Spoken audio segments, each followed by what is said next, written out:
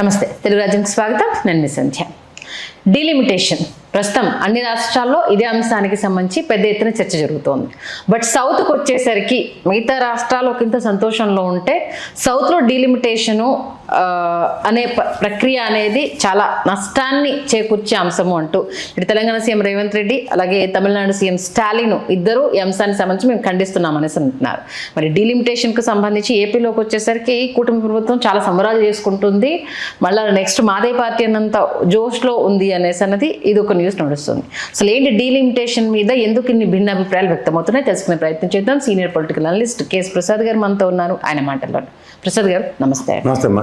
Delimitation ఇది plus గతంలో జరిగిన దాన్ని రెండింటిని పోలుస్తున్నారు. బట్ సౌత్కి డీలిమిటేషన్ పెద్ద అన్యాయం అనేసి అని అంటున్నారు. ఏం జరుగుతుంది అసలు? ఆంధ్రలో సంబరాలను కూడా ఉన్నారు కదా. అవును, కరెక్ట్గా చేసుకుంటున్నారు. The deserve it. ఓకే, కూటమి ఎందుకు చెప్పు? బీజేపీ ఉంది కాబట్టి అక్కడ ప్లస్ వీళ్ళకి ఏంటి సీట్లు. ఒకటి బీజేపీ ఉందంటే కరెక్ట్. కాంగ్రెస్ జడ్డితనం, ఓకే, వాళ్ళు ఎర్రిమోలోకాలు అని మొహమాట లేకుండా చెప్పొచ్చు. ఎలా తెలుసా?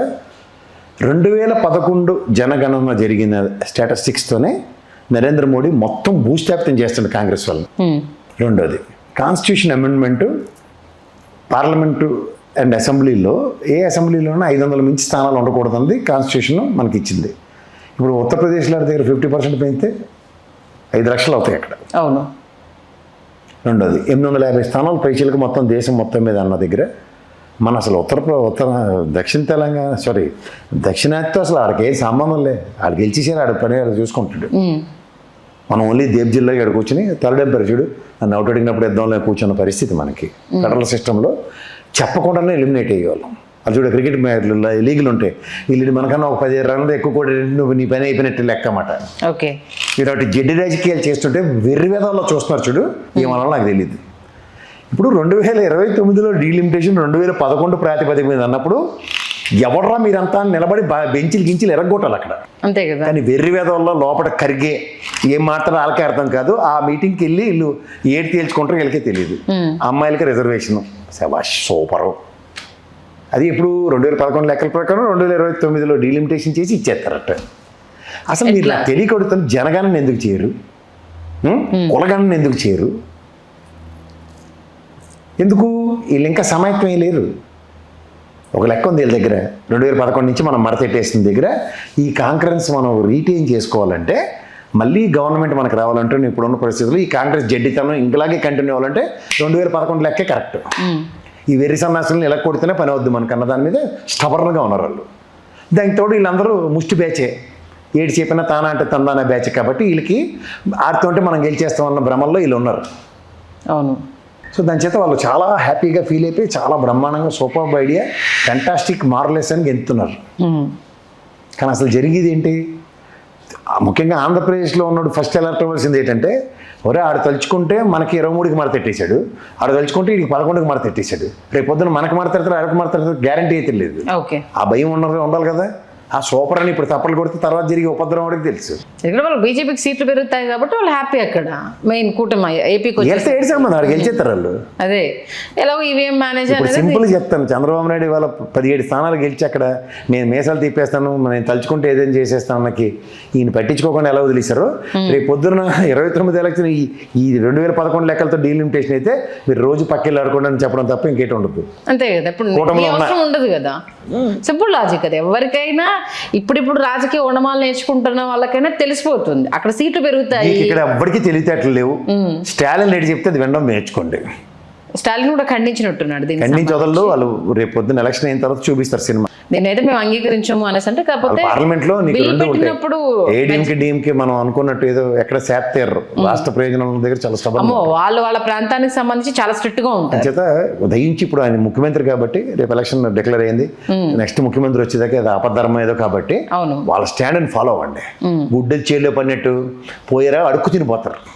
మన తెలంగాణ సీఎం రేవంత్ రెడ్డి కాంగ్రెస్ వాళ్ళకి బుర్రలేదు అందరూ 3 సార్లు చేసి పెట్టండి. బుర్రలేని కాంగ్రెస్ వల్ల ఈ దౌర్భాగ్యం. బీజేపీ కూడా ఆడిస్తున్న కోతాటికి వీళ్ళు ఎర్రి సన్నాసంలో పడుతున్నారు.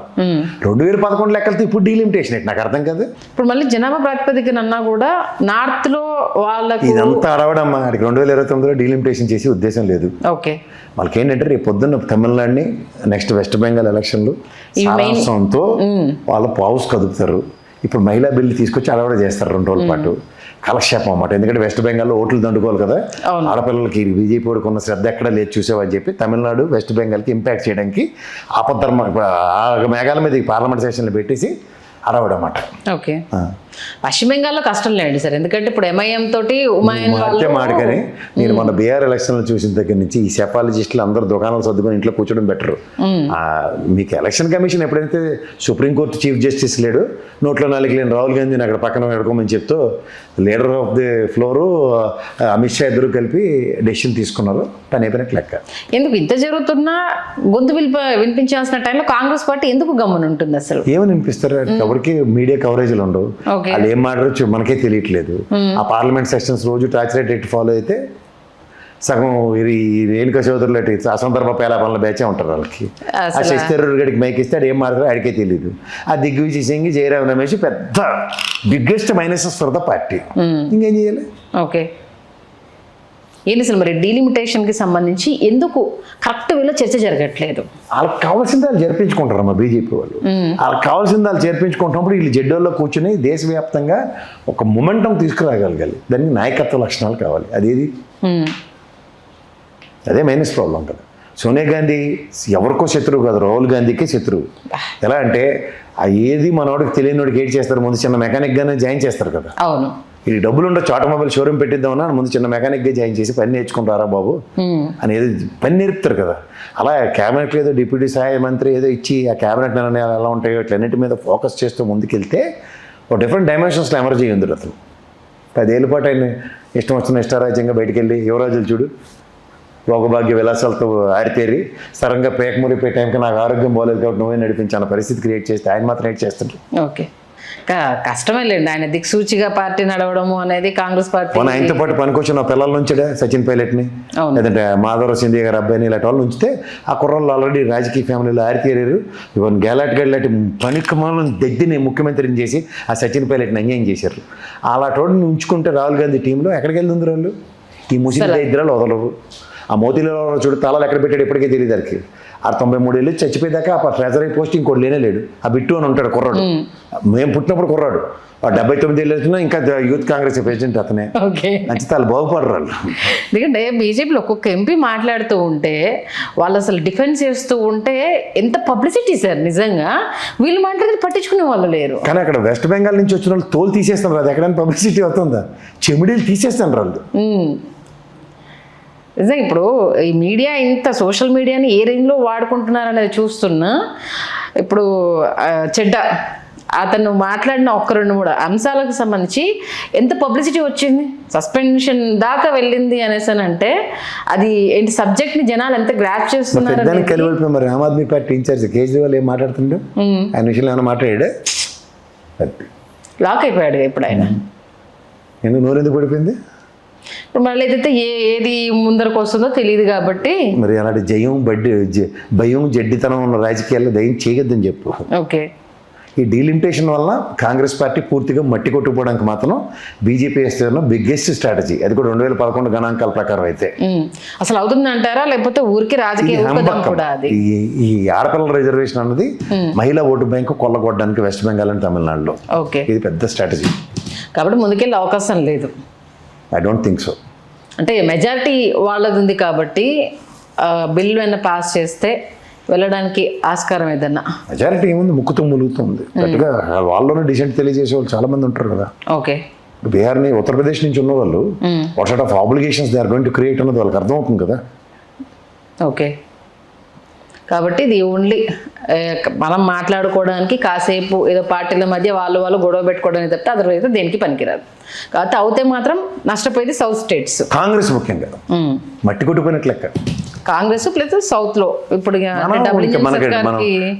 మన రోల్ లేకుండా ఉంటుంది. ఓకే, మనం ఏం చేయలేము ఇంకా. ఈ పార్లమెంట్ మన అవసరం ఉండదు, సింపుల్ లాజిక్ అంతే కదా. ఇప్పుడు అంతో ఇంత ఇప్పుడు ఏపీ నుంచి 25 మంది ఎంపీలు ఉన్నారు కాబట్టి నితీష్ గవర్నమెంట్కైనా ఆ ఎంపీలు అక్కడ కొమ్ము కాస్తున్నది అది ఉంది కాబట్టి కొంత పట్టు అనేది. ఎందుకంటే మనం 2019లో ఎలక్షన్ చూసినప్పుడు జగన్మోహన్ రెడ్డి గారు మన ఎంపీలు మనం గెలిస్తే అక్కడ పట్టు సాధించే అవకాశం ఉంటుందంటే మన దౌర్భాగ్యం ఏంటంటే బీజేపీకి ఎంపీ సీట్లు ఎక్కువ రావడము, మనకి ఇంత వచ్చినా కూడా అది ప్లస్ కాకపోవడం మనం చూసాము. ఇప్పుడున్నా పెద్ద ఏం చేయడానికి లేదన్నట్టుగానే పరిస్థితి తయారైపోయింది. ఇప్పుడున్న నోరు కామన్ ప్రోగ్రాంలో ఇనిషియల్ అగ్రిమెంట్ ఏంటంటే అధికారం కోసం ఈ గడ్డిని కరుస్తామని వీళ్ళకి గడ్డి కరవడానికి నిశ్చయించుకున్నారు. అంటే ప్రయోజనాలు రాష్ట్ర ప్రయోజనాలు పణంగా పెట్టేసి. ఎప్పటికైనా కాంగ్రెస్ పార్టీ కరెక్ట్ వేలో స్పందిస్తే దీనికి సంబంధించి ఏదో ఒక స్పందించే గుణం పోయి చాలా రోజులు చచ్చిపోయింది. మానసికంగా చంపేశారు బీజేపీ వాళ్ళు. మానసికంగా చంపుతున్నప్పుడు చంపబడ్డారు వాళ్ళు. తిరిగి ఎదురుదాడి చేసే నేపథ్యాన్ని గవర్నమెంట్ పోయిన 2 నెలల్లోనే కోల్పోయారంటే వాళ్ళు జడ్డితనానికి పరాకష్టం. అంతో ఇంత మీరు అన్నారు దాని ప్రకారం స్టాలిన్ అంటే తమిళనాడులో మళ్ళీ కనుక స్టాలిన్ వస్తే వాళ్ళ దగ్గర నుంచి వెళ్ళిన సౌండ్ తప్పితే ఇంకెక్కడ రాదు. చాలా సింపుల్, అంతేనా? మంచి విశ్లేషణ అందించారు, ధన్యవాదాలు ప్రసాద్ గారు. హలో, తెలుగు రాజ్యం ఛానల్ చూస్తున్నారా? సామాజిక రాజకీయ జీవన చిత్రణే తెలుగు రాజ్యం. అతిశయోక్తులు అసత్యాలు ఉండవు. రాజకీయ కోణం కాదు, ప్రజా కోణమే కొలబద్ద. తెలుగు రాజ్యం వీక్షణ మీ ఉత్తమ అభిరుచికి నిదర్శనం.